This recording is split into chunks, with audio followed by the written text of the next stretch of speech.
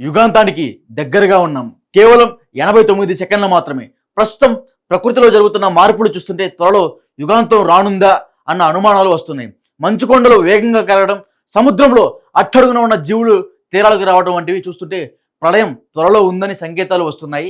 శాస్త్రవేత్తలు భావిస్తున్నారు. ఇదిలా ఉంటే శాస్త్రవేత్తలు రూపొందించిన డూమ్స్డే క్లాక్ను ఒక సెకను ముందుకు జరిపారు. డూమ్స్డే క్లాక్ అనేది ప్రళయ కాలాన్ని చూపించే ప్రతిష్టాత్మక గడియారం. దీన్నే bulletin of the atomic scientist అని కూడా పిలుస్తారు. అసలు ఈ డూమ్స్డే క్లాక్ అంటే ఏమిటి, ఎప్పుడు సృష్టించారు, ఎందుకు సృష్టించారో ఒకసారి తెలుసుకుందాం. డూమ్స్డే క్లాక్ అంటే ఏమిటి? మనిషి తయారు చేసిన పరిజ్ఞానం ఎంత త్వరగా నాశనం చేయనున్నాయో తెలిపే క్లాక్ ఈ డూమ్స్డే క్లాక్. ఇదొక అలారం లాంటిది. ఈ క్లాక్ సరిగ్గా అర్ధరాత్రిని సూచించే అది యుగాంతం వచ్చినట్లే. ఈ ప్రళయం ఎలాగైనా రావచ్చు. అది మనిషి సృష్టించిన ఆయుధాల వల్ల కావచ్చు, లేదా వాతావరణ మార్పులు, వైరస్, అంతరిక్ష ప్రమాదాలు వంటివి అయ్యే అవకాశం ఉంది. ఈ క్లాక్ను ఎప్పుడు సృష్టించారంటే షికాగో యూనివర్సిటీకి చెందిన కొందరు శాస్త్రవేత్తలు 1945లో ఈ బులెటిన్ ఆఫ్ ది అటామిక్ సైంటిస్ట్ను తయారు చేశారు. అప్పట్లో దీని సమయాన్ని అర్ధరాత్రికి సరిగ్గా 7 నిమిషాలు మాత్రమే ఉండేలా అమర్చారు.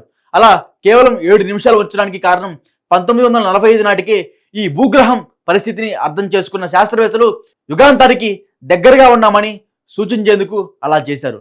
1945లో అర్ధరాత్రికి 7 నిమిషాలు దూరంలో ఉన్న ఈ క్లాక్ 1949లో జరిగిన అణుబాంబు పరీక్ష కారణంగా అర్ధరాత్రి 3 నిమిషాల సమీపంలోకి జరిపారు.